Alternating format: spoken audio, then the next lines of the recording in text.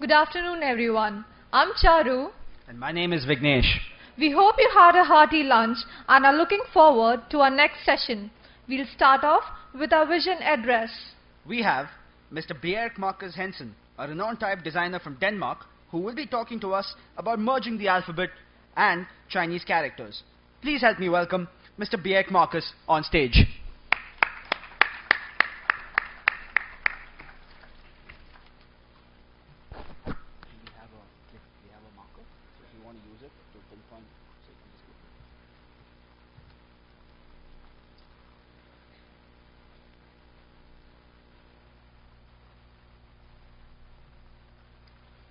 Hi everyone.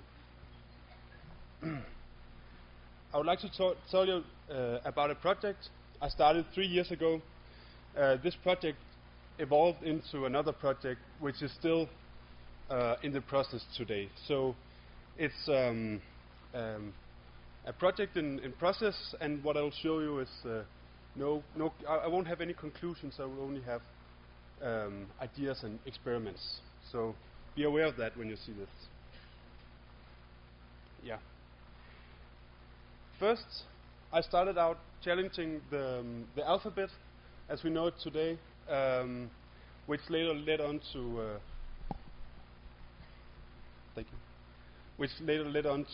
merging the alphabet with Chinese characters. So basically, what I wanted to investigate was how do we read, and is there any way we can make maybe a better alphabet? And is there a way to combine two existing written systems into a new? And is it really what we want? So this is a very personal project. As a child, I was very bad at reading and writing, but I still loved to write, and I wrote pretty much as I thought the words should be written. And I felt like I was giving these building blocks, just like Lego blocks, that I was able to use however I wanted, and build stories and put together to great words. But when I showed it to other people, people would either laugh or tell me it was wrong. So it's like I had this great tool that I couldn't use the way I found fit, and the whole way of looking into abstract characters that would then give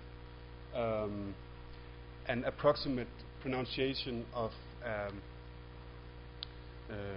a word that then led to the meaning just seemed very clumsy and kind of hard to grasp for me. So I started dreaming about being able to take up a book and just look at it as when you see a movie, or you just like look at pictures, the story's just coming at you, instead of having to decode these strange abstract shapes.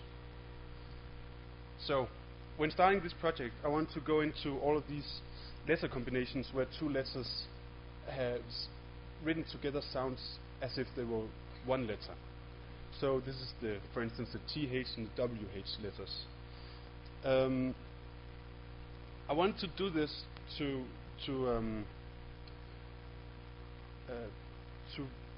see if I could make some more, some stronger and more recognizable word pictures. And if we look at here's some examples of word pictures, some more recognizable than others. This is 3 different ways of writing human being. We have the Chinese one character human being, and they have 50,000 characters in their written system. And in English we have 28. And I mean, it's a pretty strong word picture. You will be able to recognize it pretty quickly. But if you only use 2 characters, you get this very long, not recognizable word picture. So there's some kind of connection between amount of characters and how specific they can target a meaning, and thereby how strong a word picture will look. So I wanted to make these new letters and letter combinations, and I therefore looked into ligatures, because ligatures already exist in our existing alphabet, and in Danish we have these.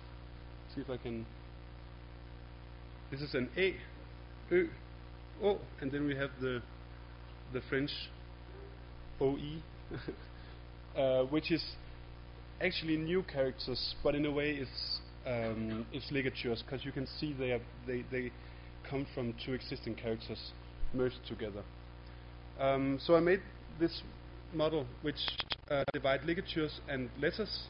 So for instance, if you look at the ampersand, you have the italic edition where you can really see the E and the T, and in the Roman edition where it's more like a new character. I wanted to make both kind of letters in my new alphabet, and so I called it phase 1 and phase 2, and then I started drawing. And my phase 1 was very direct. It's pretty easy to see. You have a B and an E squeezed together, and you have a N and a G, and so forth. And when I tested this on people, it showed that pretty quickly people would be able to read phase 2 letters, actually with no introduction at all. They would read it, if not as quick as normally, then almost as quick as normally. So here's the new letters I created for the alphabet, and the first ones is vowels and vowels together. Vowels and consonants, and consonants and consonants, and then in the bottom we have visual ligatures. For instance, R and N in a very small scale may end up look like an M.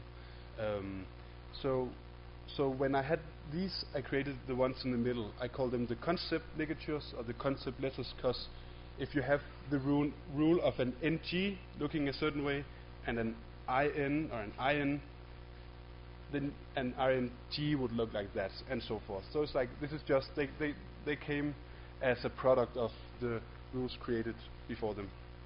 And because this is not a typeface project, it's a letter project. It's more, maybe not linguistic, but I was trying to design letters and not typefaces. So I had to do it in Helvetica and Times New Roman, since these would be the two most widely used typefaces, and also they are both different as sans and serif font.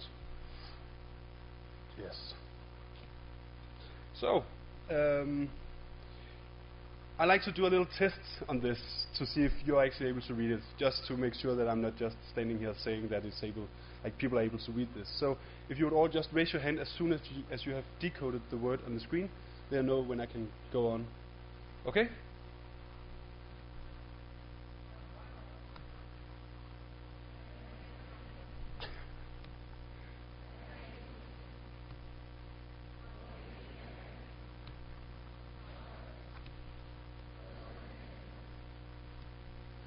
Okay, I made my case. Well, actually, I think what it really tells us about is how much we can do with the written system we already have, and still be able to comprehend it. We saw it earlier where you had words, letters scrambled up in words, and you're still able to read it. And that's because of the importance of word pictures. So this didn't really solve my last question, like my last need to pick up a book and look at it.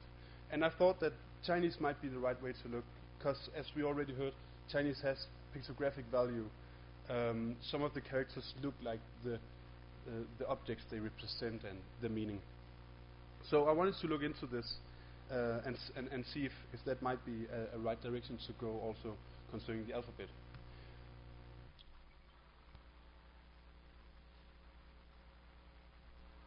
Yeah.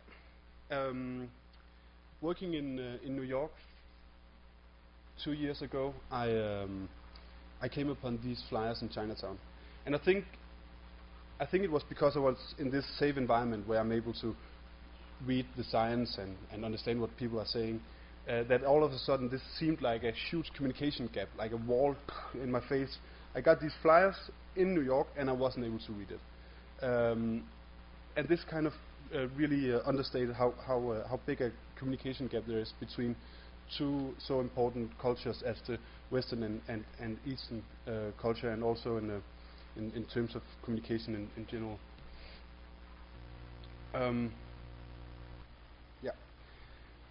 This is from Hong Kong. Hong Kong is also one of the places where you have a lot of different, or you have two very prominent different languages coming together. From a graphic designer's point of view, this is a mess. I mean, for instance, if you look at this, you feel like there's much more information in Chinese than just the OK, right? And the whole construction of the characters are so different that, I mean, it's a very hard work to make this seem harmonious and beautiful, make the characters come together in a beautiful way. So first, a bit about Chinese writing. We have already heard about the some of the terms, but basically Chinese characters can be categorized into pictograms, which represent a specific object, an ideogram, which represent a concept. For instance, something can contain something else, be above something, or be liquid. There's a vast varieties of these ideograms. Or logograms, which represents one word. For instance, paragraph, dollar and euro, so forth. That's how we use logograms in the alphabet anyway. And then phonograms.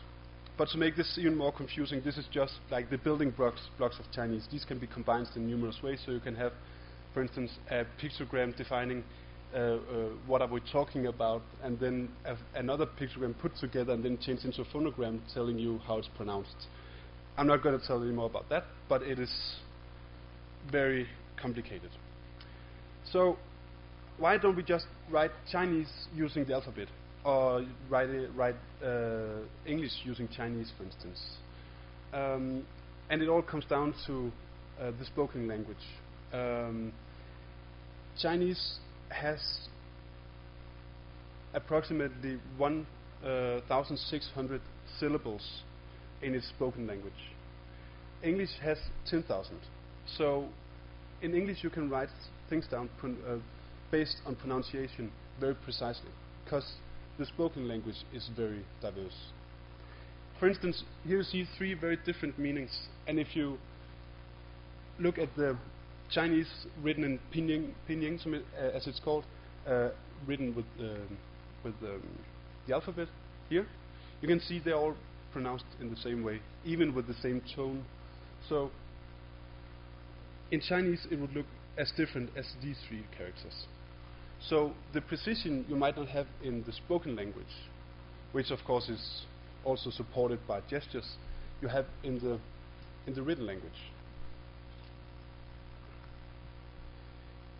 So I still wanted to kind of combine these two, or at least understand the differences between them.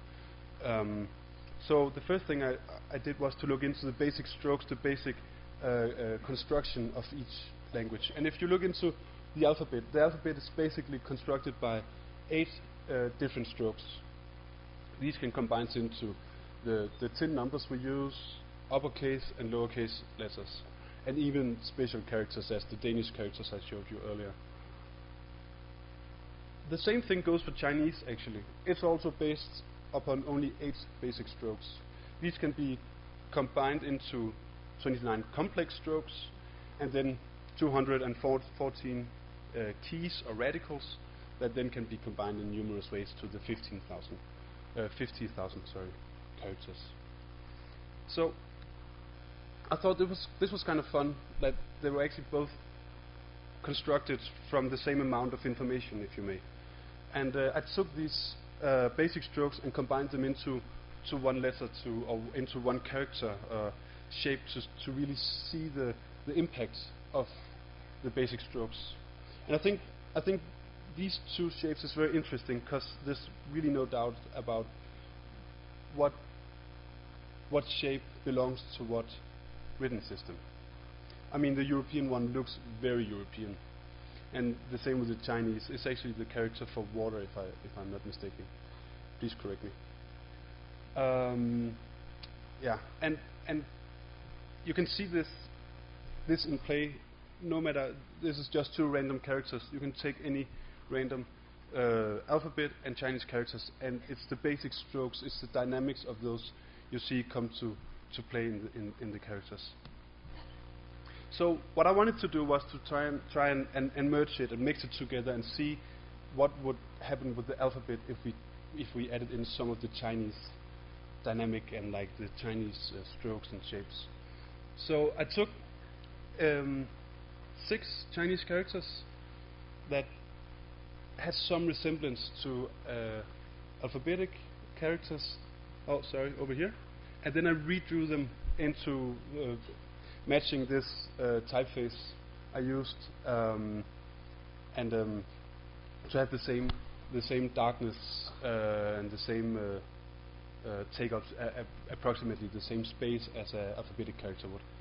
And I'm going to test again, so you don't have to read it out loud, though it's very nice, but you can also just raise your hand if you want.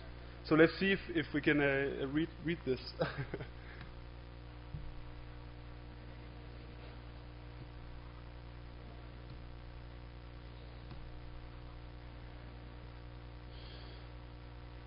So this, I mean, it really does something with the Latin alphabet. It looks very, very different. It's still readable, but it really looks different. And it's only by changing some of the basic strokes it's made from. So this was looking into the construction, like the inner construction. The next thing I wanted to look into was the way Chinese characters is combined by other characters and how they can combine them. We have the ligatures in the alphabet where I have 2 characters written very closely together and then almost being drawn into a new one. But in Chinese they scoop them together and then they place them on top of each other, and they really make very, very complex new characters from existing characters. And they only take up the same amount of space. So the character only has like one size.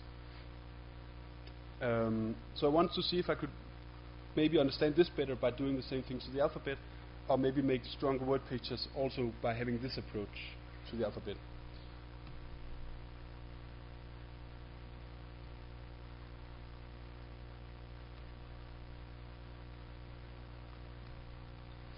Yeah. And the last thing I wanted to look into was what's really got my interest in the beginning when it comes to Chinese characters, and it's the semblance with the objects they represent. So for instance, here you have mountain.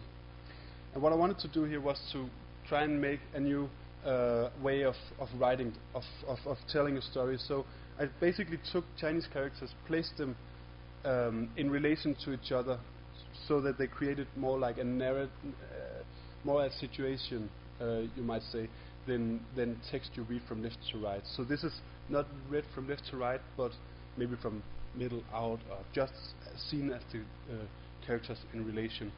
So here, for instance, I call this one isolation. It's pretty simple. It's a human being in the middle of a brick wall surrounded by a mountain chain. We could put lava or something outside as well, just to make sure that he doesn't get anywhere. But this one, yeah, so pretty straightforward. You see, it's not written. It's more watched upon as one composition. This one is border, communication gap, long distance relationship. It could be anything really. What you have is a man up in your left corner and a female in your lower right corner, and then in between you have the sign for a tree, sign for forest, and another sign for forest that's a more dense sign, where we basically just have 3 trees on top of each other. So we have 2 trees and 3 trees on top of each other, and that way creating a gradient and a sense of distance and very dense forests between the 2. I wanted to make a composition describing obstacle, because I mean this project is all about overcoming an obstacle of communication between 2 worlds. So I thought it would be nice if I had a man standing on one side of a wall of flames and a woman on the other side, and then a dragon in between them, right? So the man would have to slay the dragon to get to the princess, which is, I mean, everybody knows that. That's just how it is, right? So I showed this work to a Chinese guy, and he didn't get it at all. He was totally puzzled. And I just like, okay, come on. I explained to him, like, you know, the prince had to slay the dragon. go to the girl, free her, and say, no, no, no, dragons can never be evil. Dragons are good. We're all children of dragons. I mean,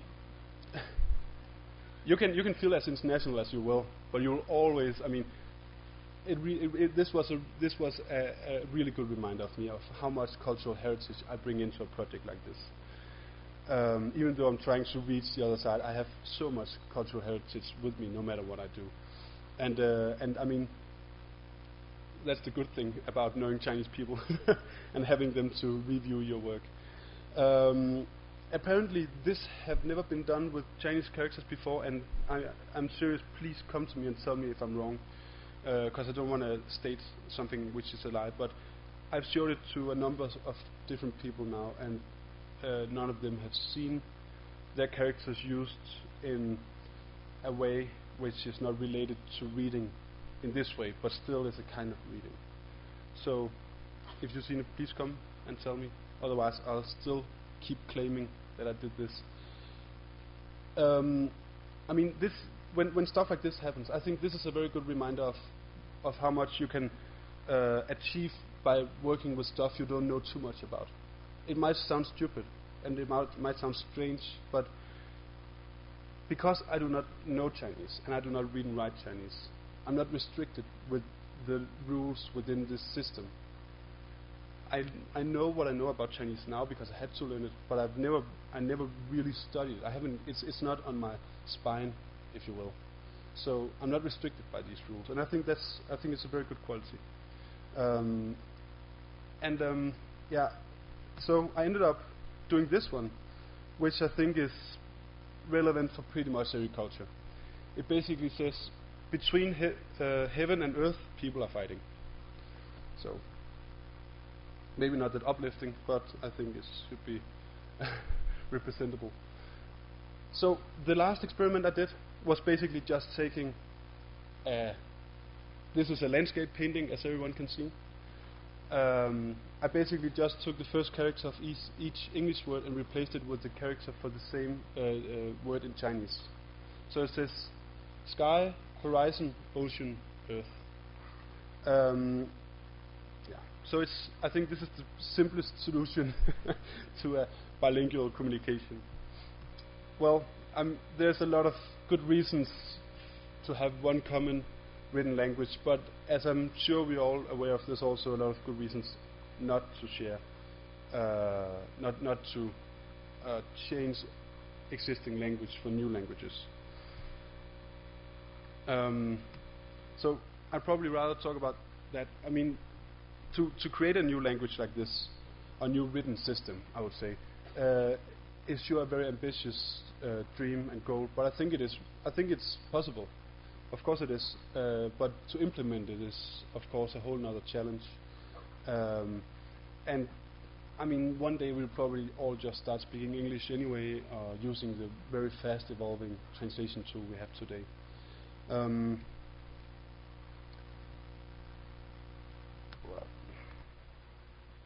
Yeah. Well, language is basically a tool for structuring and sharing thought, and so I think the bigger question is really if we want to live in a world where everybody structure and communicate in the same way, and nobody would ask us to drink the water machine. So, thank you very much.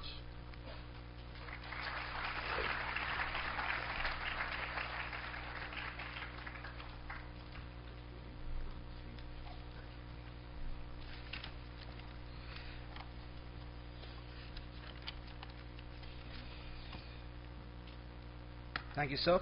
We now like to request our esteemed director, Mr. Vinay Mundara, sir, to honor Bjerk on stage, please.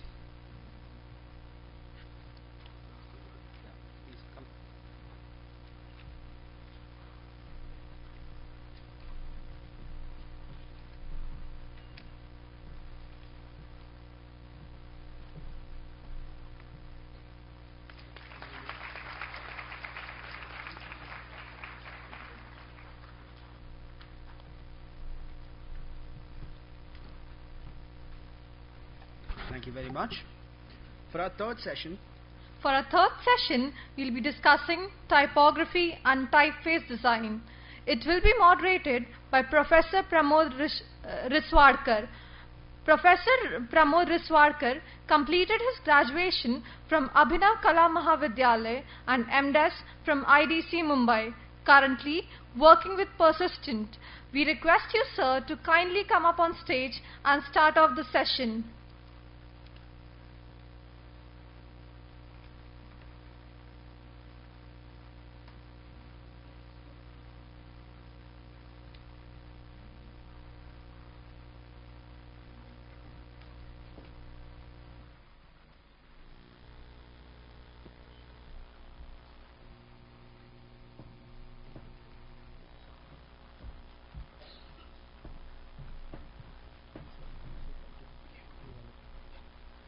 Good afternoon, everyone. First of all, those who looked at the schedule, it doesn't look like Ranjana Dani. Perhaps she's not well, so I'm taking this responsibility on her behalf. Second thing is we are running sufficiently behind the schedule, so I will not take a lot of time and take it straight to the speakers for this session. Only thing is perhaps it's very important to understand the type as a typographer before we start designing, because it's very easy to do calligraphy or handle letters yourself, and it's perhaps a totally different ball game to design type or font, okay, which will be used for others to design. So I think with that I'll open this session for the first speaker. Thank you.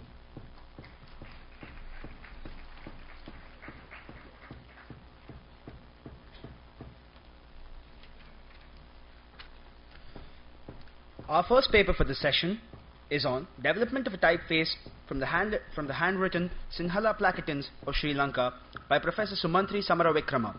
Professor Sumantri Samaravikrama is from the University of Moratuwa, Sri Lanka. We would please like ma'am to come up on stage and start off with the presentation.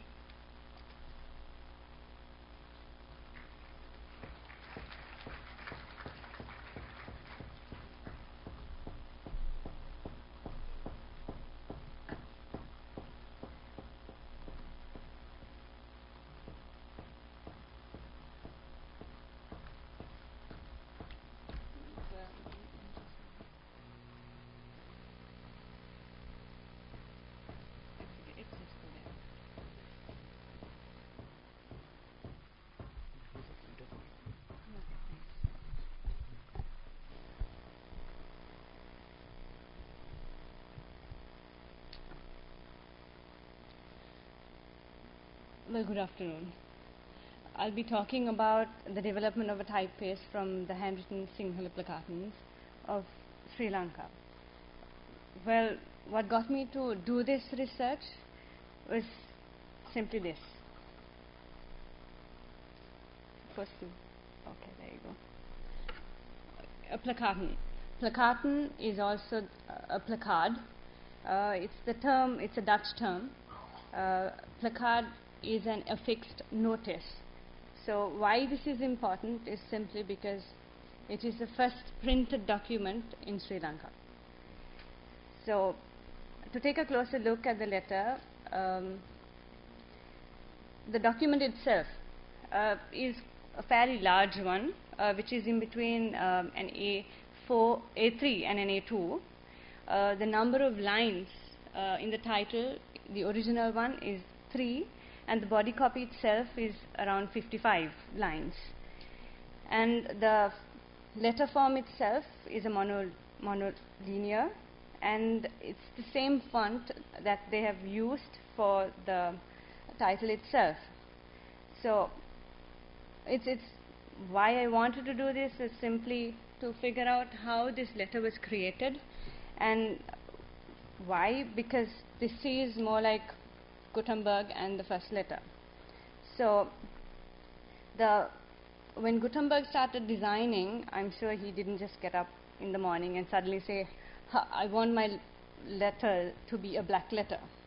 So the term black letter or a Gothic letter form or style comes in later on, with people being able to discovering different letter forms that has evolved with time.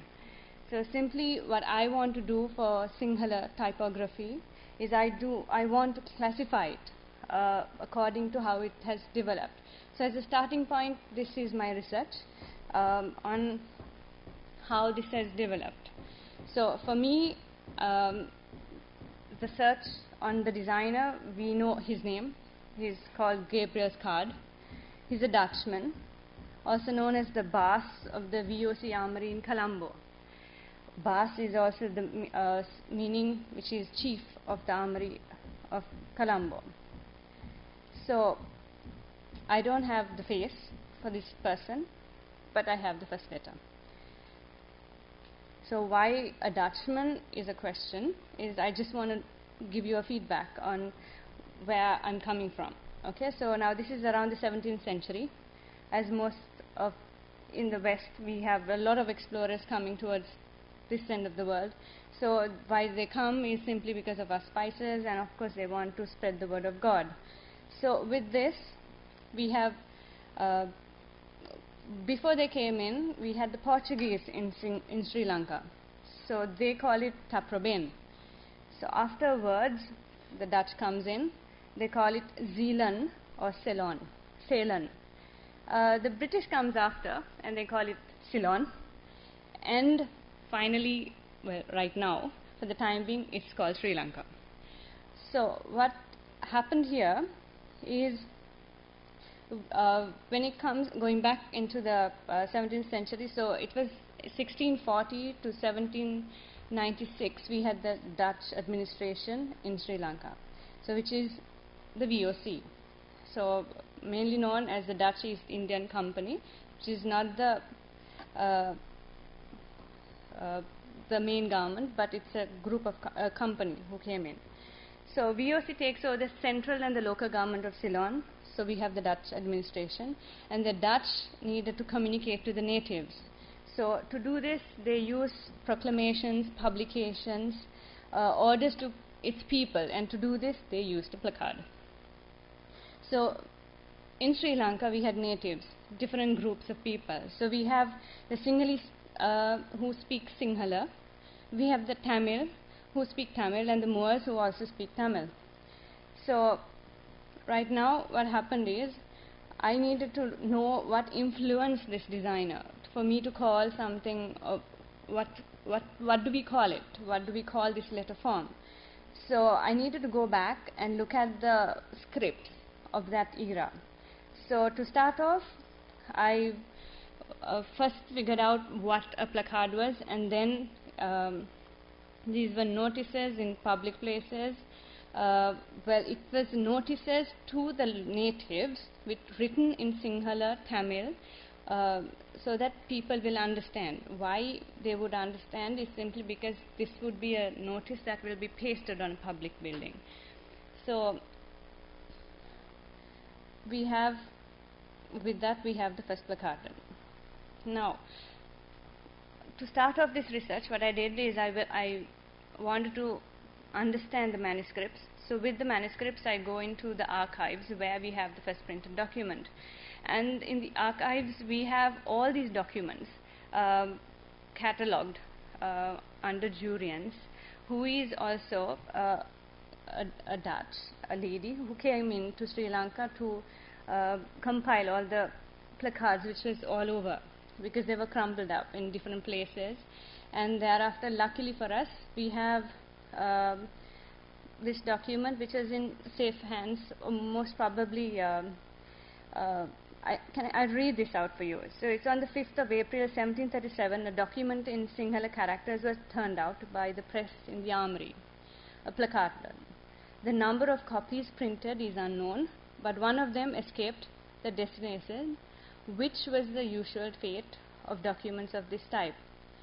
Has been found in the archives, catalogued and carefully repaired, and afford an opportunity of studying Scar's craftsmanship.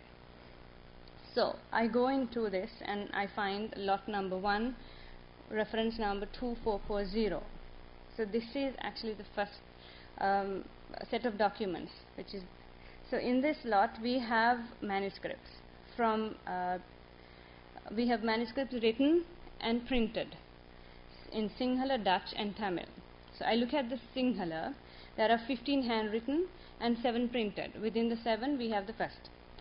So my question again was, what influenced this person? So within the set of 15, I look at the placards, which are slightly, some of them are mostly repaired, carefully repaired, but torn. Some during the preparation process, it had got smudged.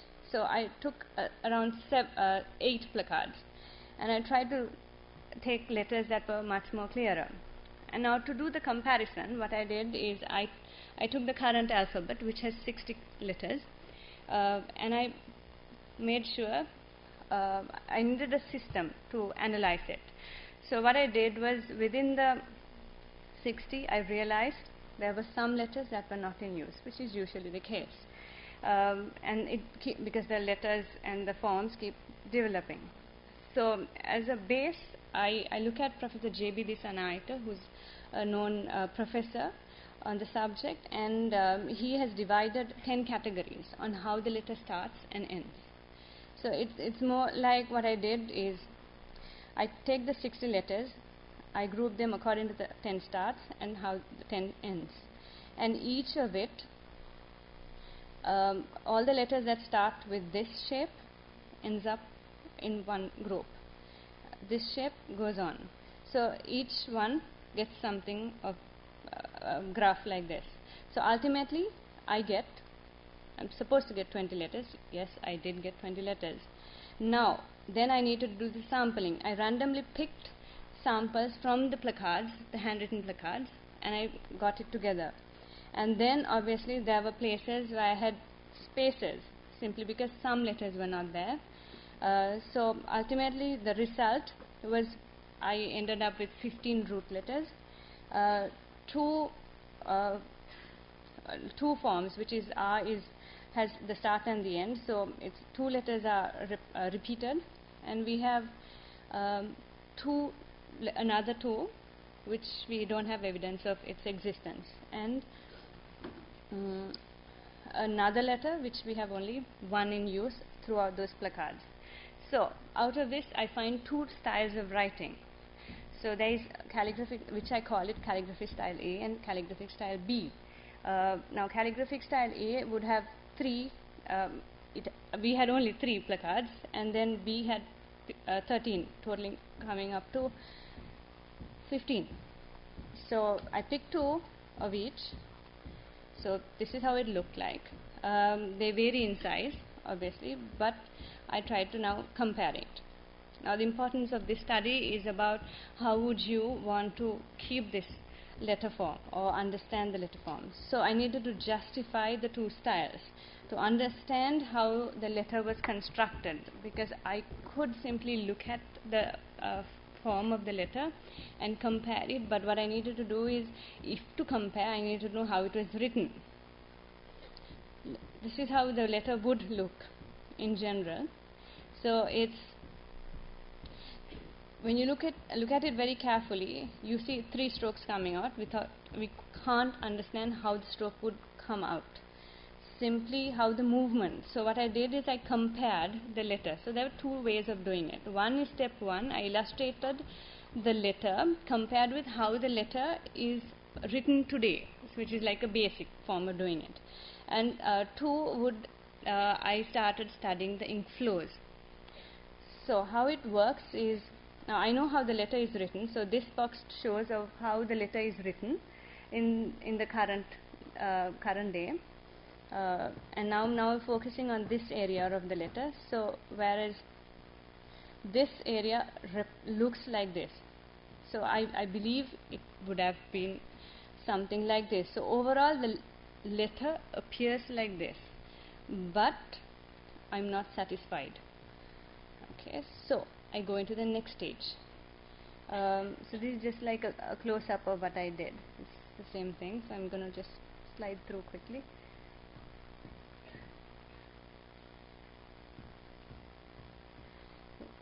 Second was to understand the flow of ink. Now why ink is simply because we at this time we were new to the tool, the ink and the paper and the pen. So whereas we were using a stylus, an ola leaf, and the charcoal. So we were new to the instrument. Obviously that letter also had to change. Now whereas the issues on ola leaf writing is not found in paper simply because it's a smoother surface. And also the letter itself is a monolinear. Whereas here when we bring in the pen, we have a thick and a thin contrast of a letter coming in. So what I did is I started categorizing it. I just took letters and I looked at the places where I find ink traps and ink blots. Now ink blot is something where I confirm saying a conscious stop of the stroke. The other which is ink trap, there are two interpretations that I gave, is stroke placed adjacent to another stroke. I'll go in detail visually for you to understand. And the other is the overlapping of a continuous stroke which creates a knot. So I take the same letter R and I identify where are the places where I have these blots, the places where it gets confused, especially when I'm understanding the letter, because I would know how it's written. And the, point number one, step one, my understanding was that the letter does not look right. So it's something like this. Now I know, observing this, the letter, there is a flow of letters. So and then with this, I reconstruct very carefully and understand why the blot is there. So we have this, the flow of the letter coming, and this is not the way we write the letter now. So with that, when the ink gets trapped, this is the continuous stroke which I am referring to, that creates a knot. So these two gets together and then we find this blot in between. So as a result we have that particular ink blot. And then the other part of the letter is this area. So I take a close-up of that. I look at it, I take it, and then there is another loop that is happening, another knot, and constructs the other part of the letter. So close-up was, there are two adjacent lines, so intersections, and then of course we have a trap. So obviously that is why there was a huge blot at that stage. So understanding all this, I was able to get to the well, of course there was another part to the letter, it goes on, and the third is this, whereas I'm talking about this space where close-up was here.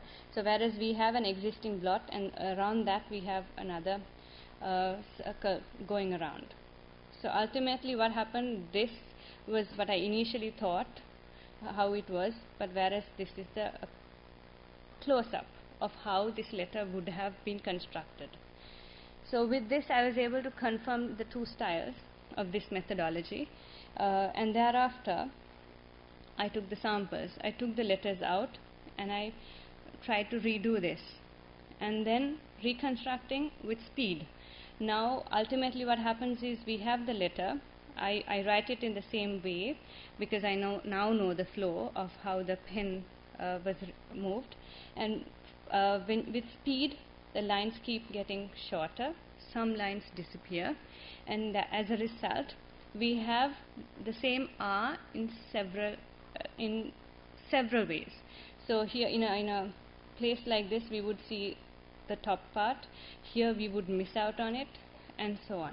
I wouldn't have been able to do it, I understand how the letter was constructed unless I actually saw this, redid it myself. So this research is more into how to analyze a script of something that you're not you know it, but then you cross-examine it. So it's ultimately a methodology that I'm helping out y'all with, so that y'all could test it out on scripts on certain places. So ultimately I go into the letter and I see why it's so, and within the two styles, calligraphic style A and calligraphic style B, I've realized a lot of features are found in calligraphic style B. So with that I confirmed that um, in certain places why this, whereas present day appearance is this, but why it is like takes this type of appearance in the first letter simply because of the way it was written. So that is my research on how I developed and proposed several ideas on the first typeface. Thank you.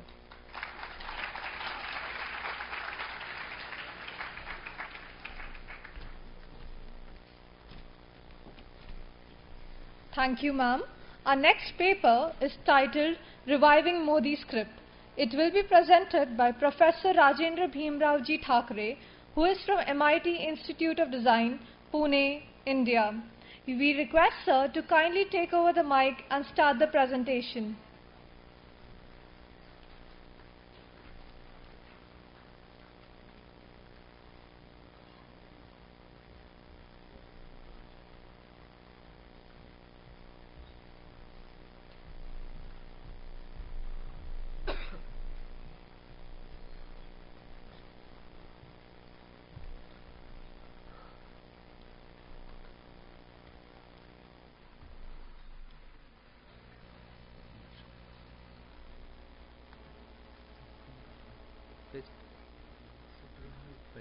No, I already copied here.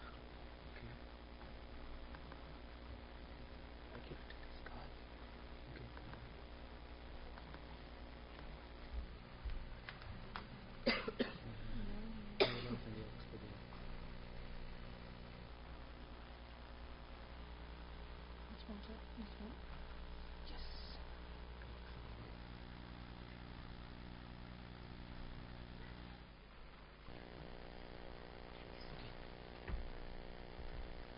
Hello everyone. Sorry. Okay. Okay, this is my topic, reviving Modi script. Okay, why this topic? As already Davis sir explained in earlier session that many scripts are dying, languages are dying day by day. So even Modi script is one of the part which is dying, and there are few Modi users left. So I got the opportunities to learn the Modi script in Pune archives. I learned the Modi script in 8 days. That's very surprising. And so there are many documents in Pune archives which are not read it. There are crores of documents are there. So I'll start with. So Modi script was a Brahmi based script used primarily for writing Marathi in Maharashtra. It is believed that Modi script was developed by Himad Pant during the reign of Yadav, which is 1260 to 39. There are some other views about the origin of script, but most researchers agree that Modi script derives from Nagari family of script. So importance of Modi script is because it was the official script of all administrative purpose in the 16th century. Sorry. When the Maratha came in power, they adopted and continued it as an official script through 17th century, and it remained so until the middle of 20th century. So changing socio-political condition and gradually push Modi out of its official use and replaced by Devanagari script, which is known as Balbod. So this is which is replaced by Balbod because it's many people felt it's very difficult to digitize. That's why they replaced with the Balbod.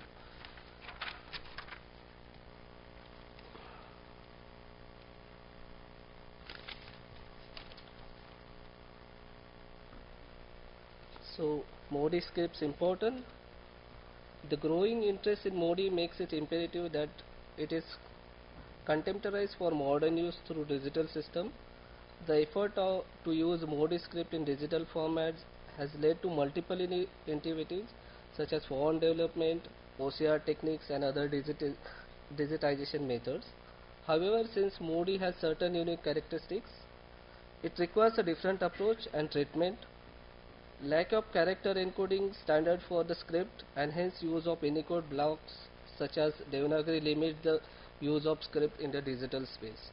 As there is no Unicode for the Modi scripts, so even I started developing font, so I use take a base Unicode of Devanagari, so which is almost similar.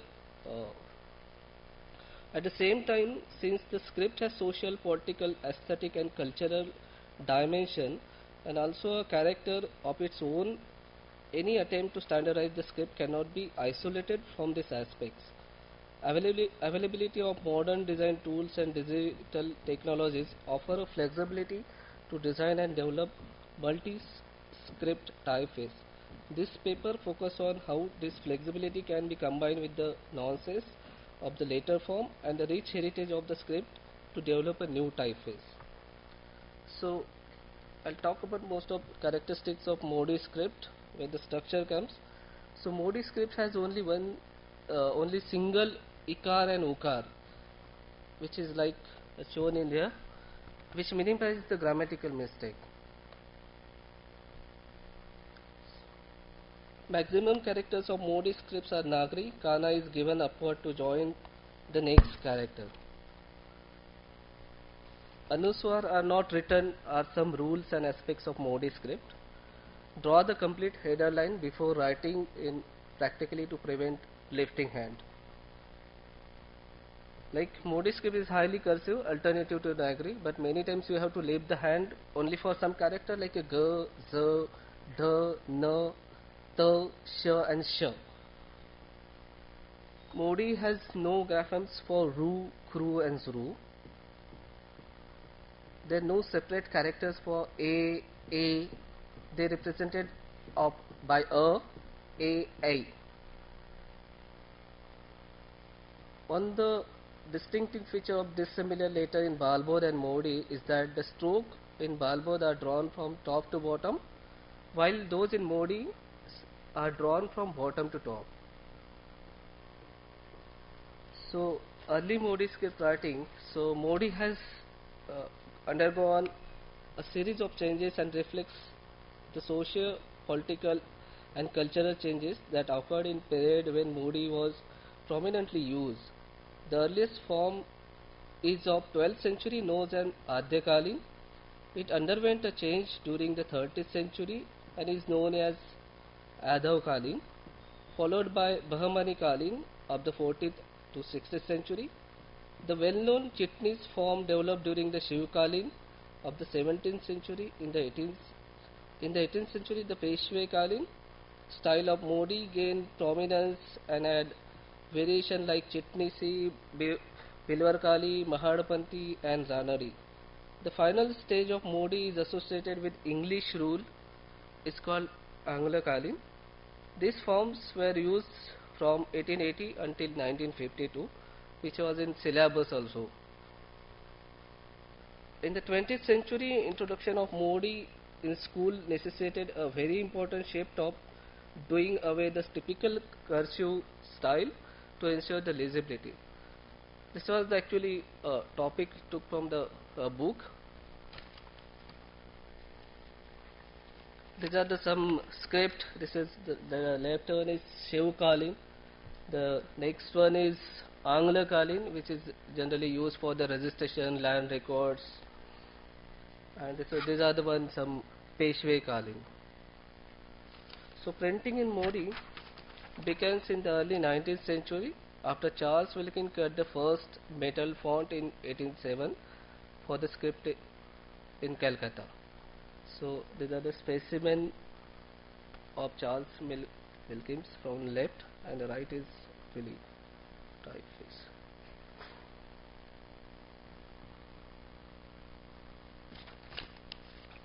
So you will find there are 12 characters which are very similar to Gujarati, and Gujarati script which like Nagari system was adapted from Devanagari script. It is a variant of Devanagari script differentiated by the loss of characteristics horizontal lines running above the letter. So there are characters like G, G, D, Ch, Z, D, T. These are the almost 12 characters similar with the Modi.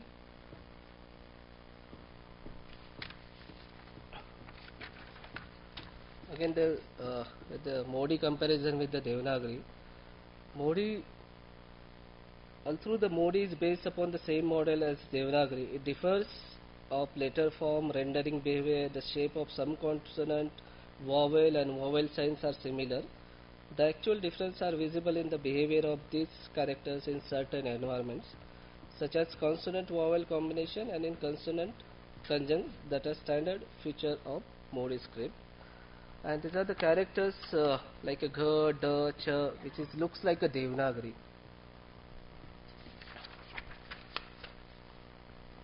A ha and the looks very similar. So only the ha is placed in 90 degree and the characters, when you rotate little bit, it becomes 45 degree. Where again za and na character looks very similar, only the knot of za is open and knot of na is closed. And below are some similar groups of character like ha, e, dha, da, kha, ra, ta, ta, za and na. Sa is just like of Devanagari numerals 7. Takes a mirror image of sa, it becomes a ya.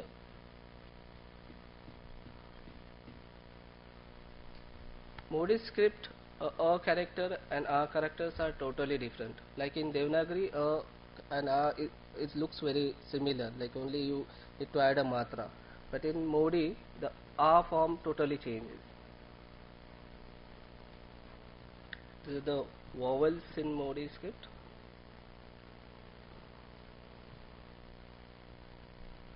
Vowel signs in Modi. Where the consonant with vowel sign combination like a ga, gha, they looks like a Devanagari.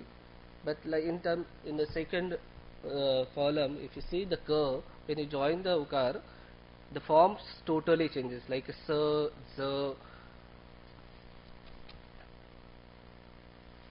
Again the joining matra, those forms which are similar to Devanagari looks similar, but other forms totally change. While joining ikar remains same, only the one character change like a la. You see the down la, that's lu, li becomes different. So this is the revival of Modi script. This paper is first in the series of larger project that aims to revive the Modi script and which would entail the development of font, creating instructional books, website, electronic documents for the learning script. Developing the font will be based on following pointers: studying the social and cultural context of Modi script, identifying the major influencing factor that led the formal changes in characters, comparison with existing Devanagari fonts, standardizing the Modi script characters. So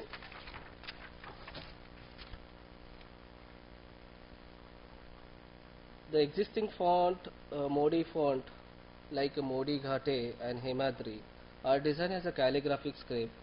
Calligraphic style high on aesthetic and formal has limitations of readability and especially it becomes in a smaller size. For the font to be effective, this balance between the readability and aesthetic has to be achieved. This paper process how to this balance can be achieved and making the font suitable for digitization and new age media. Among all the styles, the Peshwa era Chitnisi writing style has highly refined aesthetic elements and the paper will be used this style as a reference. So we'll see the aesthetic parameters of Modi font design. After studying all manuscripts of Modi with different writing style, Bahmani, Chitnisi, Peshwa, Anglakal, it leads me to fix on certain type design parameters which helped me to design Modi font. It includes structural guideline, letter nomenclature and variation. Based on research of forms and guidelines, fix the parameter as a large corner height and big counter space. So below these are the some similar characters of Modi like a zoo can be written in a different way. So for the digitization I need to standardize on somewhere because I can't make a 4 characters for one letter. So I mark in a yellow color which is a standardized.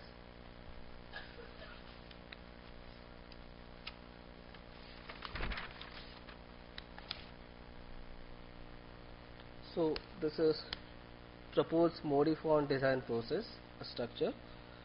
After studying some fonts like Modi, Ghate, Himadri, there are these are in calligraphic style, which does not seem to fulfill the requirement of digitization.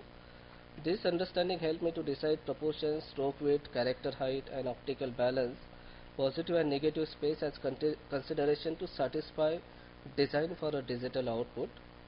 After analyzing various existing writing and manuscripts of Modi, I could develop suitable character styling, writing flow, proportion of individual letters, word, lines, line spacing, stroke variation, starting end point, joineries, inner and outer counter space for the proposed new Modi font.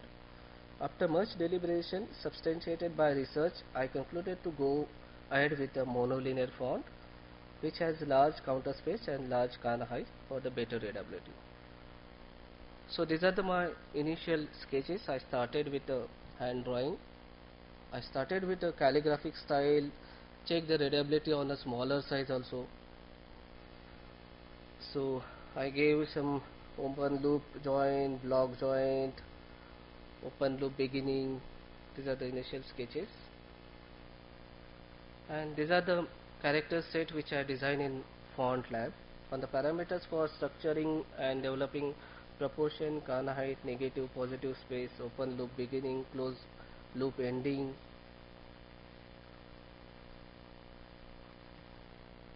And these are the correction which I suggested, and this is the final refined characters. So, and this is my final character set.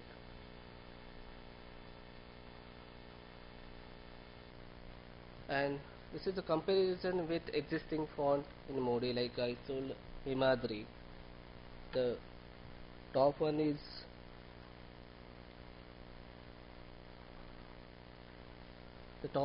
Himadri, then second one is Modi Ghate, and third one is my design font comparison with, and the checking the gray values. This is all character set.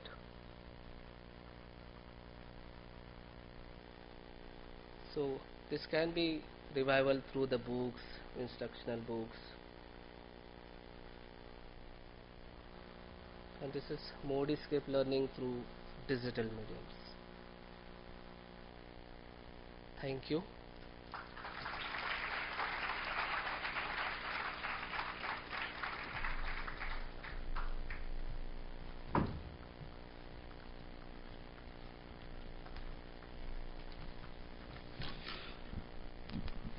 Our next paper is called Matilda, a typeface for children with low vision. It will be presented by Professor Anne Bessemans, who is from the Media Arts Design faculty, Hasselt, Belgium. We request ma'am to please come on stage and take the mic and begin the presentation.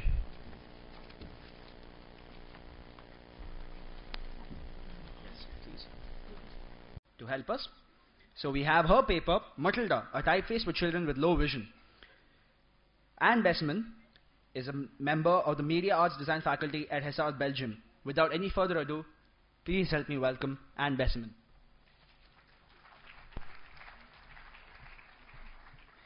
So hi, first of all, I'm sorry for delaying. When we plugged in, my computer crashed.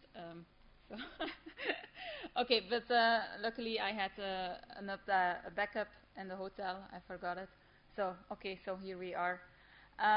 First of all, I want to say thank you for giving me the opportunity to speak here today. Today I will tell you more about Matilda, which is the practical outcome of my PhD. My PhD was done at the University of Leiden in the Netherlands in cooperation with my own university in Hasselt in Belgium. I was blessed to have the guidance of two supervisors. My first supervisor was Gerard Unger, a well-known type designer, and my second supervisor was an experimental psychologist, because I want to have the combination between type design and between the scientific side of legibility research. Also, there is mentioned thank you to Microsoft, because 2 times I received a university grant for completing this study, because of course if you're doing legibility research, money gets involved, and this is something that when you start you don't have this kind of amount. So this is me. I'm a graphic designer, and I teach graphic design, typography and type design at the Media Arts Design faculty in Hasselt. And as a design researcher, I have a strong interest in legibility and in type. And this lecture will present you the work I'm most proud of, because over a time of 6 years, I studied the influence of design parameters in type design, aiming to improve the reading process of children with low vision. And also, I tried to provide insights into the sensoric aspect when we read. So my PhD is a study that examines legibility and carries out a legibility research in the interest of children with low vision. More specifically, this research aims at finding a meaningful sense of legibility within the context of low vision children, and seeks to examine which typographical design parameters can influence the legibility for beginning readers with low vision. And finally, my question was raised if these findings can be used in the design of a new font for this target group.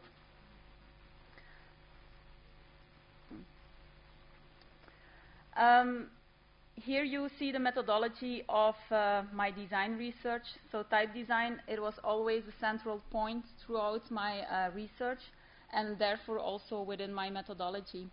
So the methodology, it starts with a context which is shaped by theoretical research, which is both scientific and typographic, and the practical work, which are mainly typefaces from other designers. This context will lead to an initial design that will result in test fonts that are used in a subjective and an experimental legibility research. And in turn, these results of these legibility studies provide motifs for a second type design that will lead to the development of a special font for children with low vision. And using this global framework, it is important to note that this study started with an explicit definition of legibility, which I will show off in some slides. And it uses method of measurements that were linked to the specific problems of children with low vision. Also, the test material, it has an internal and external validity. I will try to explain more in the following slides. After reviewing a lot of legibility studies, it seemed for me that most of these studies lack an internal and an external validity. Internal validity within legibility research, it means that the test material is parameterized. External validity within legibility research, it means that the test material is linked to typefaces that we are daily confronted with. So this slide shows you an example of test material that could be present in real life, which means that the external validity is high. However, if you have a study and you test these two fonts, you can either find the result that, for example, typeface A is better legible than typeface B, but you cannot attribute it to a single parameter. So in fact, you don't know exactly which specific design parameters were helpful. And therefore you can say that the internal validity is rather low. So here you see an example of test material which is carefully constructed by manipulating isolated parameters like the heaviness of the serifs, the letter width, the letter height, and the results, this results in a high internal validity, but as you can see, these are not typefaces we are daily confronted with. These are typefaces which are made by scientists who are doing legibility research but don't have any knowledge of typography of type design. After the examination of theoretical research and the practice from other designers, it is shown that legibility properties of fonts can be studied by design parameters. Parameters are design characteristics within the same font that can be isolated and manipulated independently from each other. So as we saw earlier, these design parameters are related to an internal validity. Most studies on the visually impaired children who are starting to read suggest the use of some kind of heterogeneity with regard to the letter shape and the rhythm of the font. Heterogeneity with regard to the letter shape can be illustrated by making the letters less similar, as you can see on the example on the top left. Heterogeneity with regard to the rhythm of the font, it can be illustrated by the successive letter strokes, which you can see right down on the slide. Also, here you can see another example on how you can visualize the rhythm.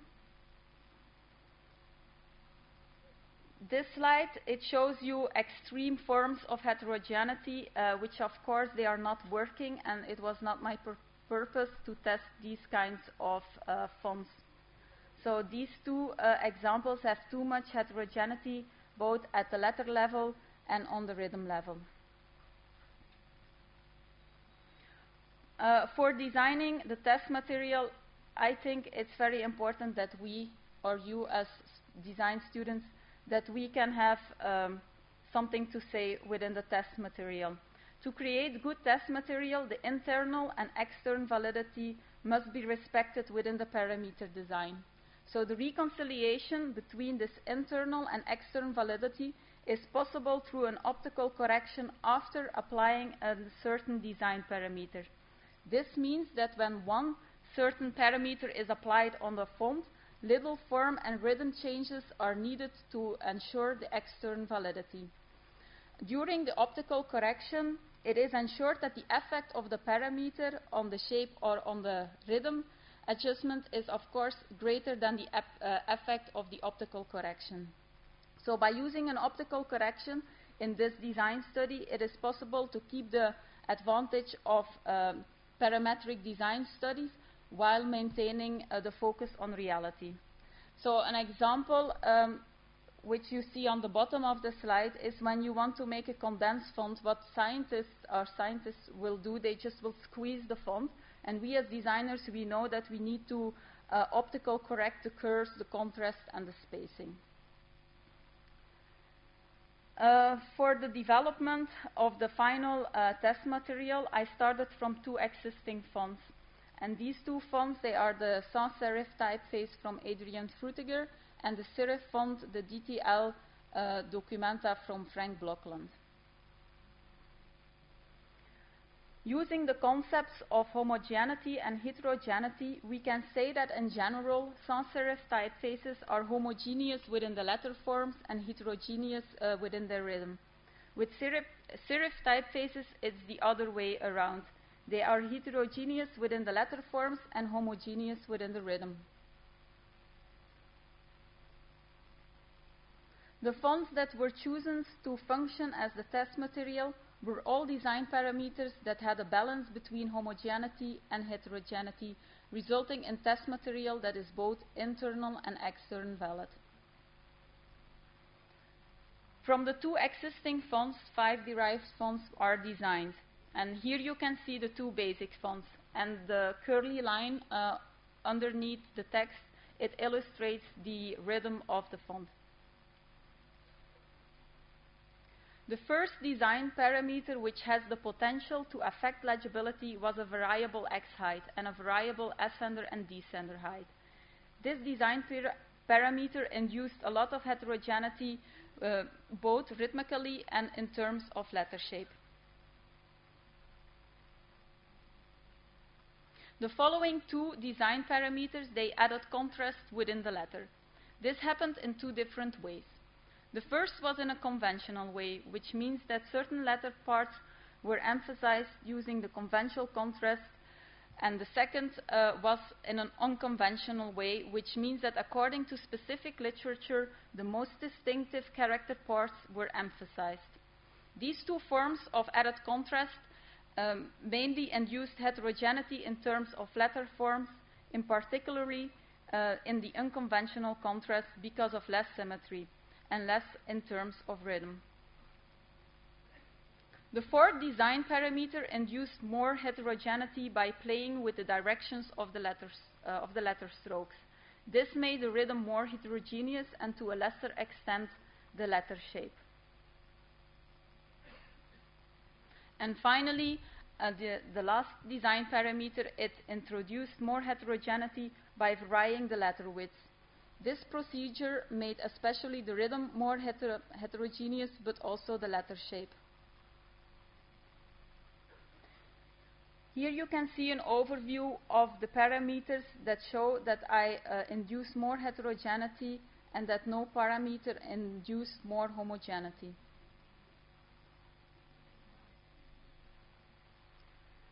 For defining methods of measurements, it was important that legibility was explicitly defined and that a method could be linked to the specific reading problems of children with low vision. And this has led me to the following definition, which is legibility is the ease with which visual symbols are decoded. The test material was evaluated qualitatively and quantitatively, so two different ways. I will explain more. So the quantitative assessment of the test material were based on an experimental legibility research. A backward masking paradigm was used in which the children were asked to read pseudo-words aloud that were briefly exposed on a computer screen. Taking into account my definition of legibility, it were mainly the decoding skills of children with low vision that were needed for the execution of this task. Moreover, pseudo-words were used because these specific non-existing words are the perfect carriers for the basic and the derived fonts, since the phonological rules and the convention within letter forms remain, while semantic knowledge and the influence of context are excluded. The idea behind the backward masking paradigm is a bit complicated, but it is important that this task allows for an optimal measurement of the sensorical aspects of reading in function of the 5 different parameter changes. With this method, we also looked for a time where the child had roughly 50% of recognition of the pseudo words. We didn't want the child to have everything wrong or everything right. 110 visually impaired children with no additional disorders than only the vision participated in the study. They were recruited thanks to the cooperations of Centers for Visually Impaired People in Belgium and in the Netherlands. Also, 54 normally sighted children were recruited in the regular schools in my hometown. And all the beginning readers, they were in the age between 5 and 10 years old. Here I show you some pictures of how I tested with the children, and you can see that the children were very concentrated during the test. What I did, I told the children that it was a computer game and they loved to play it. And thank God the children thought the game was fun. Also, when I put my timer in another perspective, you can see that they were very relaxed doing the task.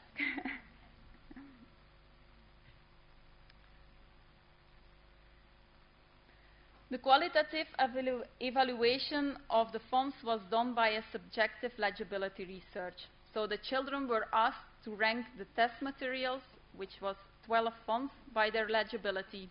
In the meanwhile, it was examined which factors played a role in their subjective judgment by means of dialogue.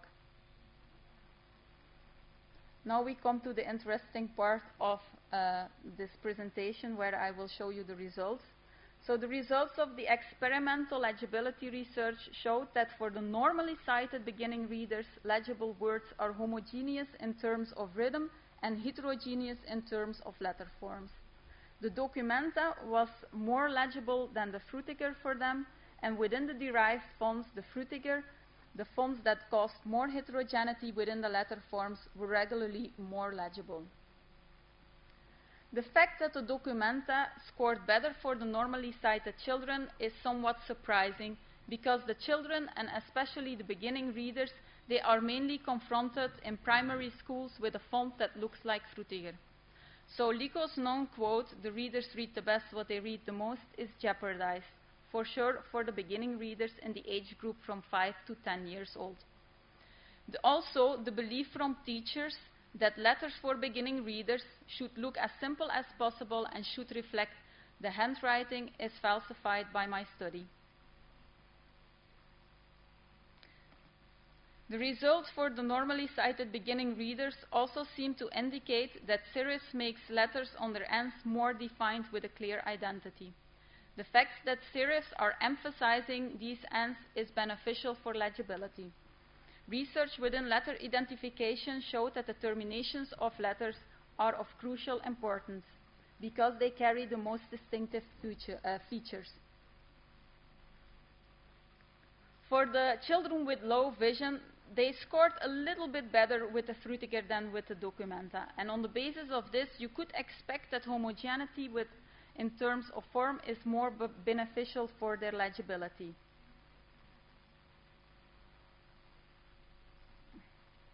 However, with the Frutiger and with the Documenta, we saw that in the first sessions and at a very low reading level, the design parameter with the unconventional contrast was helpful and more legible for them. This parameter makes the letter forms more heterogeneous. But the most striking parameters for improving the legibility in terms of decoding for low vision children remains the need for more heterogeneity in terms of rhythm. Within the Documenta font set, so the font with a homogeneous rhythm, the design parameters that made the rhythm the most heterogeneous had the most positive effect on legibility. It appears that for visually impaired children, a more irregular rhythm is beneficial for their reading. The parameter that didn't have any positive effect was the varying X height. For both groups of children and for both typefaces, the serif and the sans serif, this design parameter wasn't successful at all. Within the subjective legibility research, the analysis of rankings showed no significant results. However, the dialogue with the children contained a lot of useful information. The most striking within the subjective legibility research was the fact that the majority of children have become conditions to the fonts they see the most. These fonts they label as easily as more legible. This is a remarkable finding. Because of these reasons, we worked with beginning readers that didn't have much experience with printed reading material. The effect was also more profound in normally sighted children and with low sighted children that followed regular educations with their sighted peers. Children with low vision who followed a special education with only low sighted children or blind children were less conditioned. So it seems that their judgment regarding legibility is less affected. Another nice result of this subjective legibility research is that the children described the difference between the Documenta and the Frutiger barely in terms of serif. The different fonts are often classified to the context in which they are commonly used. Frutiger they used for the school, and Documenta they saw in books and in newspapers. Also here, convention seems to have a huge influence on what was found more legible. Furthermore, it also became clear that the differences with respect to the design parameter with different letter widths and their basic fonts is not seen by the beginning readers. This parameter can be useful for practical use because it induces legibility while remaining invisible. And then there was Matilda. The identified and most important results, together with my own understanding, knowledge, intuition, and ideas as a design researcher, incorporated in the design of Matilda, a font which is aimed at children for low vision. A lot of sketching happened before Matilda was born. To reach the needs as many children as possible, Matilda became a serif font. This to close the gap between the reading material for children with normal vision and low vision. Children with normal vision made way less mistakes with the Documenta, and for children with low vision, the difference wasn't big at all. Furthermore, some parameters within the Documenta group had the most positive effect on the decoding skills of children with low vision. There were reasons why I tested with the Documenta and the Frutiger, and the fact that the design parameters show their influence on these kinds of letters, it was important that Matilda was similar in terms of letter width and text color. On top you can see Matilda, underneath you can see the Documenta, and on the bottom you can see the Frutiger. Comparing to the Documenta, Matilda has a bit more irregular rhythm because there is a tighter spacing. I will try to illustrate it here.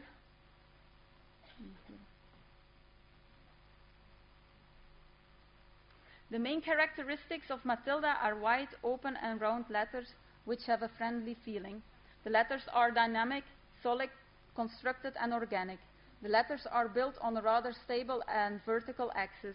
The curves are open and the serifs are asymmetric, convex and concave. There are leaf-shaped terminals to emphasize the letter termination to improve letter recognition. The low contrast in the letters is necessary for easily enlarged or reduced text. Also, if children with low vision are reading in different contrast or colors, we know for sure that the letters remain very clear. Matilda doesn't have a very large X height, so that the ascenders and descenders provide enough room for the diacritics. Matilda is in full development and a growing type family, so it includes a serif, an italic, a bold and a sans serif. And Matilda is also extended by the design parameters that were most helpful for the children with low vision. Here you can see the two which were more helpful, so the one with the different letter widths and the different direction. Here again you can see the font with the different letter widths and the font with different directions. Here you can see an interaction between these two parameters, because it also would be interesting to know how an interaction would work if it would lead to the same results. And then I have questioned myself if I should make a font like this, so emphasizing using unconventional contrast. And we decided to do this. This is only helpful for children with the lowest reading level, but if it's helpful, why not design a typeface like this for the low vision children? So, and then I come almost to my final slide. So here you see this slide shows you the three main purposes of my study, which was it was necessary to come up with an explicit definition of legibility. It was also a necessity to come up with methods of measurement that could be linked to the reading problems of children with low vision. And when translating these results into a typeface, it was important also that a designer did this. So to be continued, because I'm setting up new legibility research, which is in line with my PhD study. So thank you for listening.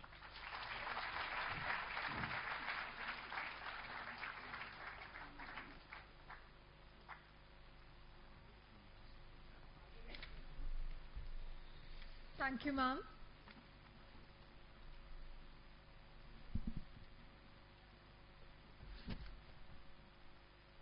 Any questions?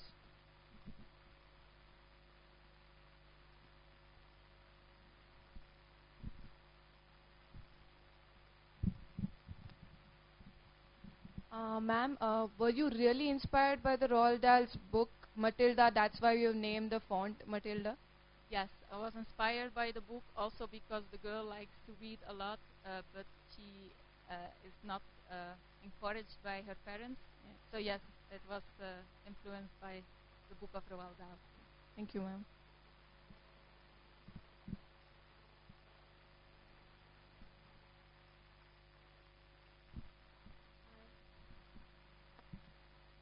So I design a lot of books for children. I illustrate and I end up doing the typography also. So in that context, can Matilda be used, the font be used for normal children also? Yes, yeah, Matilda has also the regular version, which is a serif font, but which has also a friendly feeling. Also, because what I showed with my result, it was shown that children with a normal vision made way less mistakes with a serif font, while all the teachers and in school environments are using a sans serif, because they say if a child learns how to read, it should look as simple as possible, and a sans serif font looks simpler than a serif font, so that's the reason why they use sans serif font.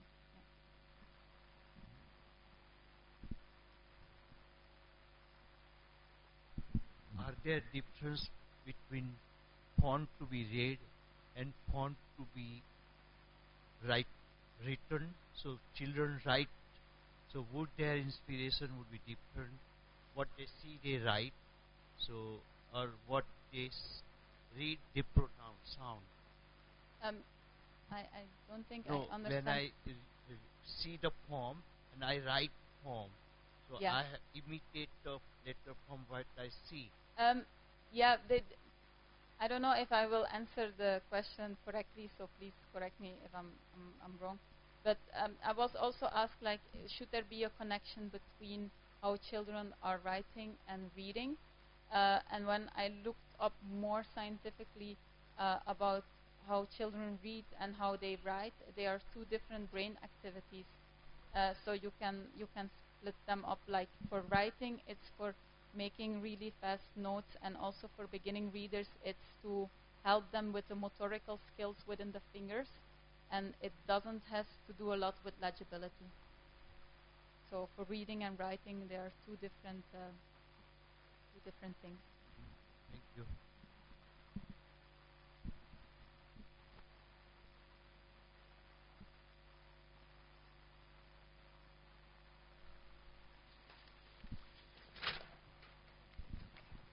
Ma'am, is this concept is related to children's psychology or else something? Yeah, it is related to.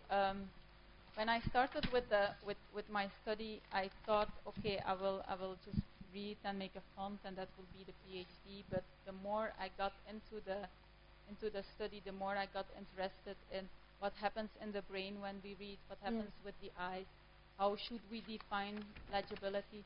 So it's not only like the design side of that thing I did, but also the scientific side. So also how with what happens in the brain, what happens with the eyes, how do the eyes send the information through the brains, and what is the effect of the typeface.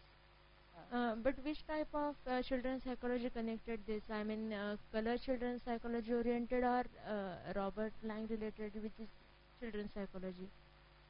Which kind of children's psychology reference you have taken that kind of reference? Sorry, I mean, there are two type of Western. Sorry? Yeah, related to children. What are specifically? Yeah. So I had one supervisor who was an experimental psychologist, and also for testing with the children, I worked very closely to. He is called like the head of the visually impaired children in the south of the Netherlands. So we cooperated to see, can the children do these tests, can the children indeed see the differences, so that we can talk about it. So yeah, I had help from the outside, and also for the data analysis, I had help from Microsoft and from a specialized data analyzer. Okay, that combination of theoretical and practical both. Yes, it's the combination of the design side and the scientific side, which I think is very valuable for the type community. I see. So, as a concept, it is really very nice. Yes. If it's separated, then there are happening a lot of mistakes.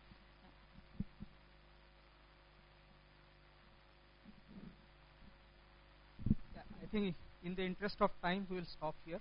But I still had a question from my side. You talked about that. You experimented with X height and changing the baseline, and you concluded that maybe having a low X height and more ascender and descender is going. But did you experiment, or it didn't come through that? Did you play with the different font sizes, considering the age group of 5 we to kept 10? we kept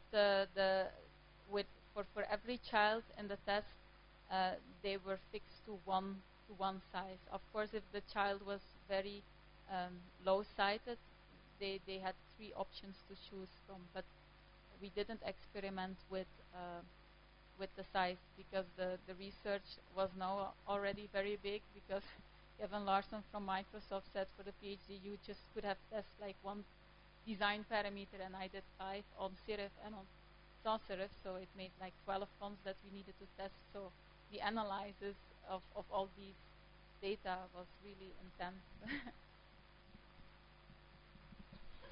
Thank you very much, ma'am. We now like to ask Professor Pramod Riswadkar to please come up on stage, and we also request our esteemed director Vinay Mundara sir to please come up and felicitate him. Both of you. So we do that and then he felicitates.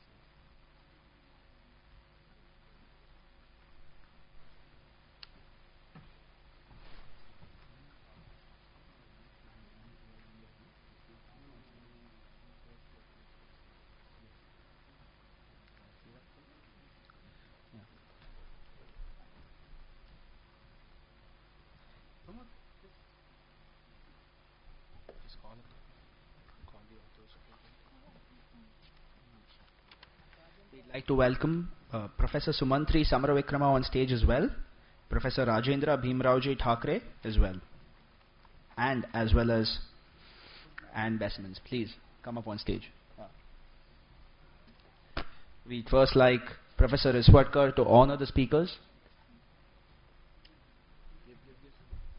I think he's repeating professor multiple times. I want to make a small correction. I had a short stint in academics, so I was in teaching capacity for a while. I am industry practitioner again.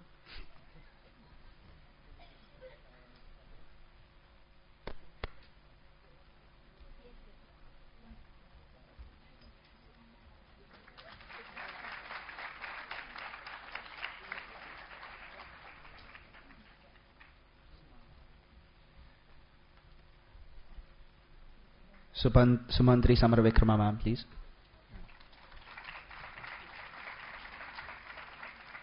And finally, Anne Bessimans.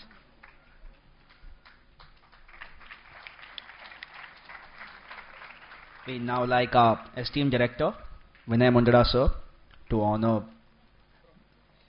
Mr. Mr. Pramod.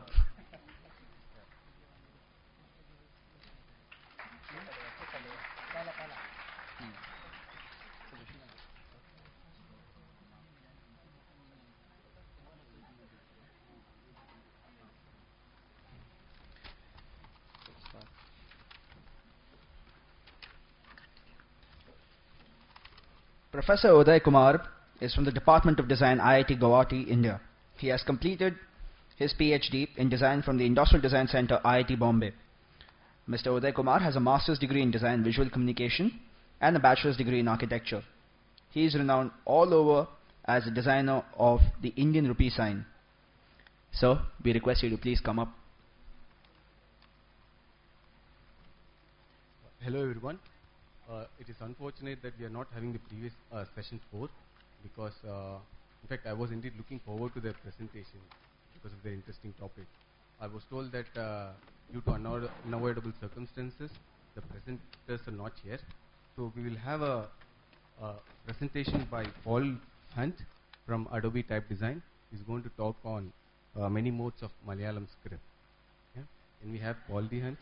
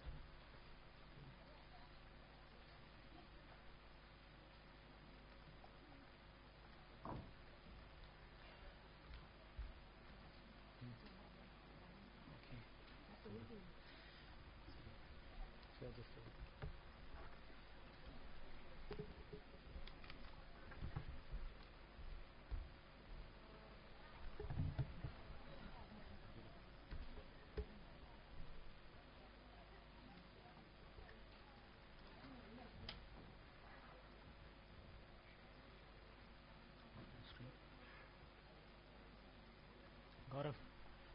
Gaurav.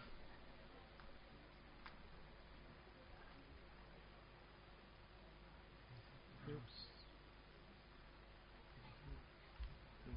It's full screen. Middle. It's full screen.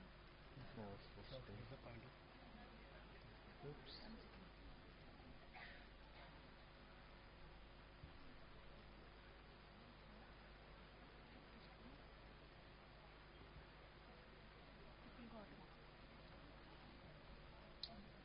Hello, my name is Paul Hunt. I'm from Adobe, and I'm a typeface designer.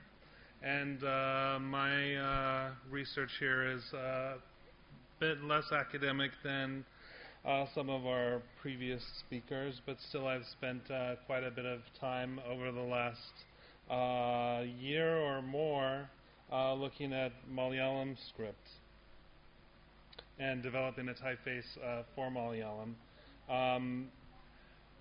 Adobe in the past several years has been committed to developing typefaces for Indian languages, and currently these are the typefaces that we have in our library that we've added.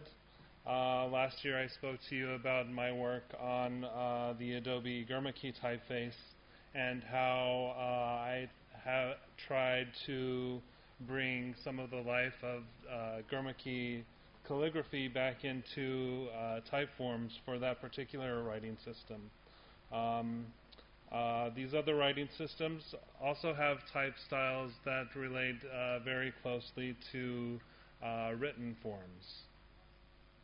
A little bit of information about Malayalam script. As with other Indian scripts, it's descendant of Brahmi script through Grantha, and as such it has a close relationship to the Tamil writing system. And if you look here, you can see that some of the letter forms have a visual resemblance and others are quite different.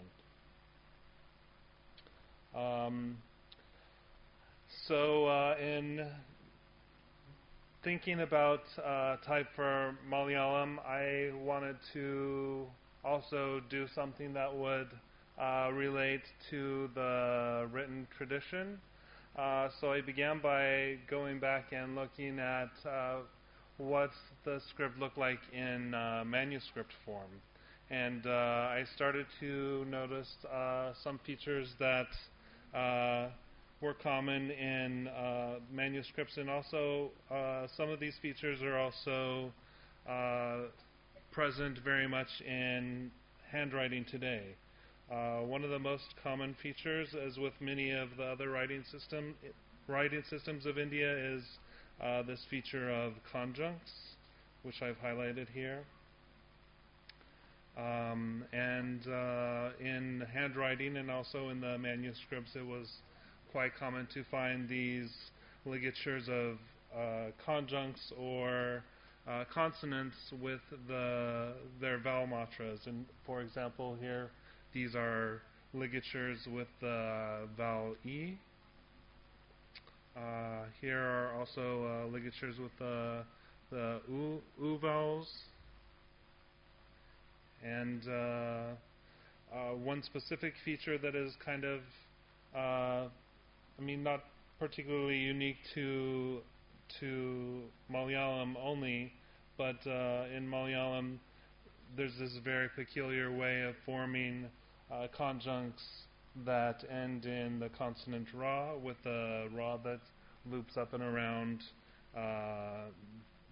the conjunct.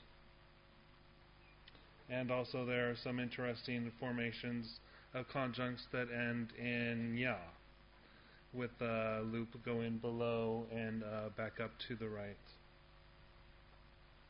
And then this was just a stylistic thing that I noticed in looking at manuscript forms and handwriting, and even much of the sign painting that I've seen for Malayalam, is that you very often see in these more hand-related forms of writing that the A matra is open quite a bit.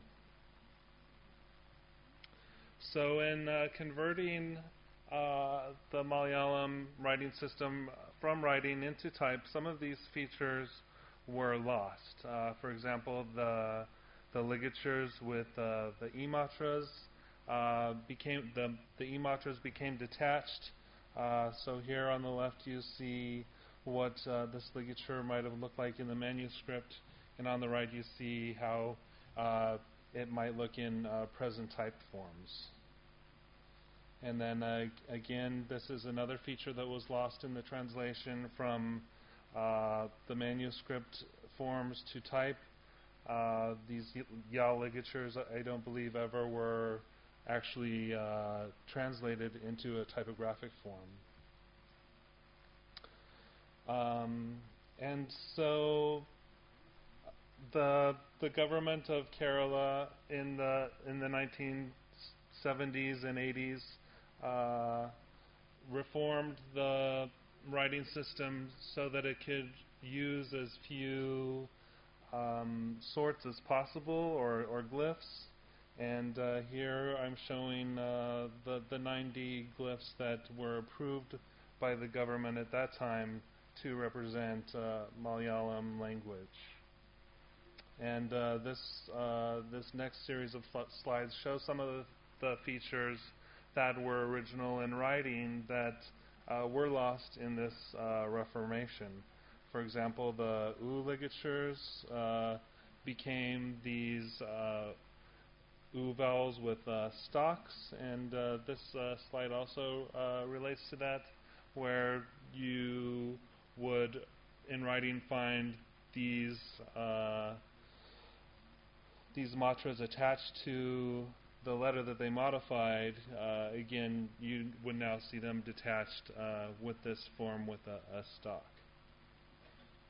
Also, a similar treatment occurred with the Ru matra. And in fact, many of the less common conjuncts were simplified to use and show the visible halens. Also, the conjuncts with a final ra were modified and were broken, and the ra became this pre-base form, which is now very common in type in the Reformed style. And this is just a stylistic thing that has kind of fallen out of practice. As I showed in the manuscript, there were also typefaces that had this more open form of the A matra, but these days it's fairly standard to see this more closed up form as you see on the right. One other stylistic thing that you would see in manuscripts and in earlier type is a form of jaw that actually descends below the baseline, where nowadays the jaw is usually compressed so that it fits in the same vertical space as the other letters. In looking at how some of these features are applied in current typography, I just took a look in the past day or so at some of the most popular newspapers in Malayalam language. You can see that if there's a red check mark, it shows that a particular feature is being employed in the typesetting of that particular newspaper. So you can see that for the most part, all of the all of these newspapers that I looked at use a wide variety of conjuncts. Here I've treated on the right-hand column the conjuncts ending in ra as a separate item, and you can see that only actually 2 of the newspapers actually use these, and then only one of the papers, the Kerala Kamudi, actually use the vowel ligatures for U. So this means that the majority of these papers actually use the reformed orthography with the modification that they do use more conjuncts. There is the one paper, the Kerala Kaumudi, which uses a more traditional orthography in its printing of the language, and then actually the Matrabhumi uses a hybrid system where it's basically the same as the reformed orthography, but then they've added in the conjuncts for Ra.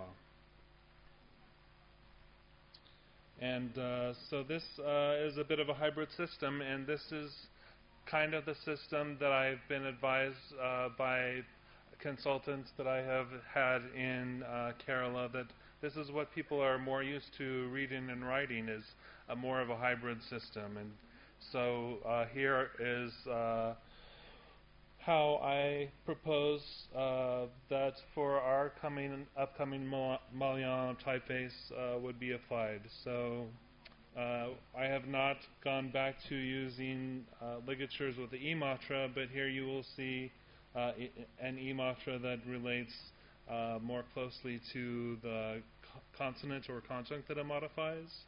I've not implemented the U ligatures, but have kept the U vowels with the stocks, and also the Ru matra as well. And then you'll see that the post-base form of Ya is separate, but I have again added in the Ra ligatures, and then just a couple stylistic features that have been implemented are the descending form of Ja and the more open form of the A matra. So this kind of gives a very distinctive style, and one of the reasons why I wanted to present this to you today is because now at this point this becomes to be a very distinctive style, and I want to find out if this will actually be acceptable to Malayalam readers. So if any of you are readers of Malayalam, if you would come up to me afterwards, hopefully I can get some feedback from you about how appropriate this is for modern readers of Malayalam language. But this is a bit of a problem, because as we saw in the newspaper example, there are many ways that are acceptable for setting Malayalam language typographically. And here I've just devised several different ways that text for Malayalam can be modified and customized depending on the user's preferences. So in OpenType there are 20 features called stylistic sets, and I think that in fact these will be the best way to implement in the same font being able to represent the simplified form of the script, and then by applying a stylistic set, a user could get a more traditional appearance of the script, or as I have shown in the previous slide, the user may be wanting some hybrid between a purely traditional orthographic form and the reformed form. So this is my presentation. I just wanted to end with my contact information and kind of remind people that I do run this little project on Flickr, where I collect lettering of all of the writing systems of India. So if any of you have images that you would like to contribute, that'd be great, and it serves as a resource for people to look at and be inspired from. Also, lastly, I gave a workshop yesterday, and I happened to misplace my lettering book. So if any of you have any information about its whereabouts, please let me know. And my references, and thank you very much.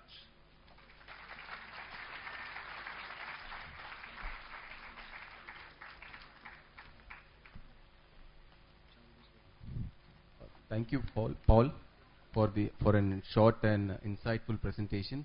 I now open the floor for questions. If anyone has any questions for Paul, yeah, there's someone there. Can you have a mic?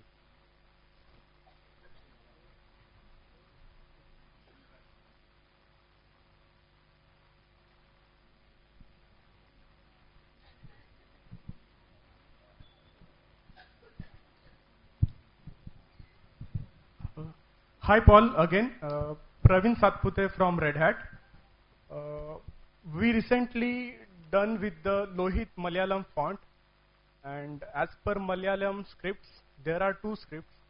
One is the traditional, in which there are most of the ligatures present, and other is the modern script, in which there are no ligatures. So we have different fonts for traditional and for modern script. So as far as I know, there is a no hybrid type of font present. So I'm just wondering that the font which Adobe Planning is for which type of community? So either traditional or modern. Well, as I said in my presentation, I do have people that I have consulted with in Kerala, and it is due to their advice that I have conceived of this hybrid system, and it is very much a reality in Kerala. If you go out on the streets and if you look at sign painting, or even if you looked at the Matrabhumi newspaper, as I put in my table, you'll see that they don't use either a purely traditional orthography, or do they use the pure version of the reformed orthography. In fact, as I pointed out, nobody uses the pure form of the reformed orthography, as most publishers will use most of the ligatures, except for, as I pointed out, that the ligatures which end in the ra consonant are not very typical. But again, that's part of this more hybrid style of Malayalam. And this is, in fact, this is not only something that applies to Malayalam script per se, but other writing systems, even Devanagari, Gujarati, Tamil, they all have forms that may be more traditional or more contemporary. And I think that adding stylistic sets to fonts to allow the users to access these options is the best way to do this. And in fact, in our fonts, you will find things like conjuncts for Sanskrit in Adobe Devanagari, or you will find more traditional ligatures for Adobe Tamil. And we try to be sensitive to these typographic needs of users so that they can give the text the appearance that they want to use. But to answer your question directly, I do plan on implementing as the default style a hybrid version between the traditional orthography and the reformed orthography, as that is what is most commonly written by people in Kerala, as far as I understand. Okay. There is one reference documentation from the Government of India for the Malayalam script is available. So most probably I will email you that. So maybe you can just cross-check that and see what is the best. I thank you in advance, and I may have that already. The slide that I prepared that showed the reformed script, I did look at the document from the Government of Kerala, and that's where I got those 90 glyphs from, it was from that document. Okay. The one which I'm talking is from TDIL, Central Government. So okay. Yeah, I will definitely mail you. I'll be glad to see it. Thank you. Yep, you're welcome.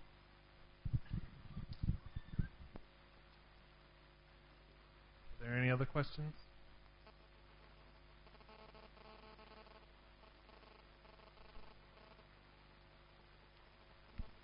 Thank you very much, Mr. Hunt.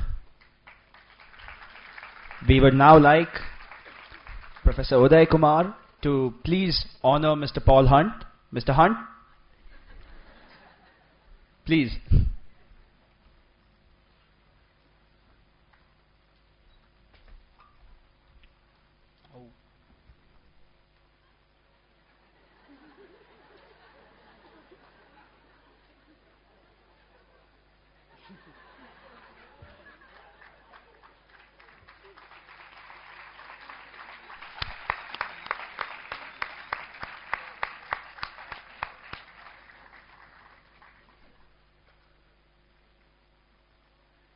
We now like Professor Vinay Mundara to please honor Mr. Uday Kumar. Please.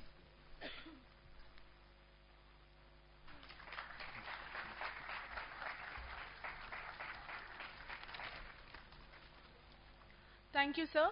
We have two very important things that need to be mentioned. We have a researchers meet from 6:30 to 7:30 onwards, which will take place at the second floor seminar hall, Symbiosis Institute of Design. We invite all faculty members, scholars, researchers to please go and attend the meeting.